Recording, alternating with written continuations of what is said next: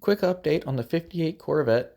I found that there was some support bars that were missing underneath the dash, which I did a Facebook post and luckily found someone locally that had them. Way to go, social media.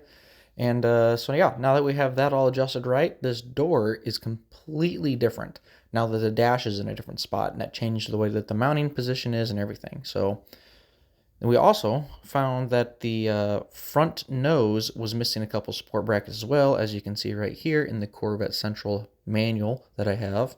So we ordered new ones of those. We used panel bond to put them on. They're supposed to be bolted on, but I'm just using some basically weld. This is the panel bond. And what I'm also going to do is panel bond on the inner front wheel tubs. You can see how they attach here. There's a metal plate. I have them screwed on. I will take this and just kind of run it along and see how to glue it on, like what way I need to be. So another problem that I'm working on the 58 Corvette, you can see how that rocker bows out really far in the middle. Well, because of that, there's a metal plate that when this car was crashed, it's all bent up and twisted up. You can see I'm getting in here trying to clean all of the original panel adhesive off or panel bonding, and then we'll see if we can't bend this plate back. So we were unable to bend the plate back, so I got a new one here from Corvette Central. So we'll remove this outer rocker and we'll get into there, and then we can also repair the inner fiberglass structure as well. And we'll just take it off at all this panel bonding and put this new one on.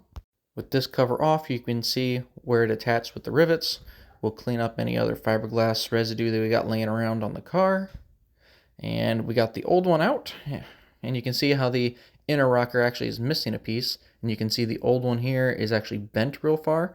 And then when we compare it to the new one, how nice and straight it is.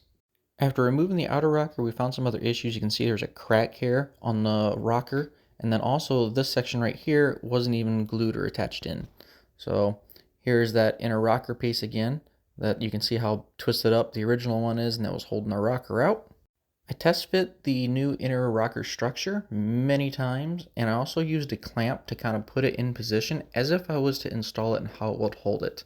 This actually originally is riveted on, but I'll actually go ahead and use some panel bonding as well, just to give it a little extra strength and adhesion and a little less to move around. The outer rocker, I don't know if I'm going to be able to reuse it or not, but we'll see later. You can see all these holes that are already in here. Those are the same spots where the factory rivets would go. This is the adhesive that I'll be using to kind of help make it stick a little more. Alright, we now have the inner rocker structure riveted on and glued on, and the inner rocker repaired. So out of curiosity, I went and stuck the nose back on the car just to see how everything's lined up now, and I'm actually wondering if it would be easier to line up the outer rocker after the nose is already installed, but I haven't made my decision yet.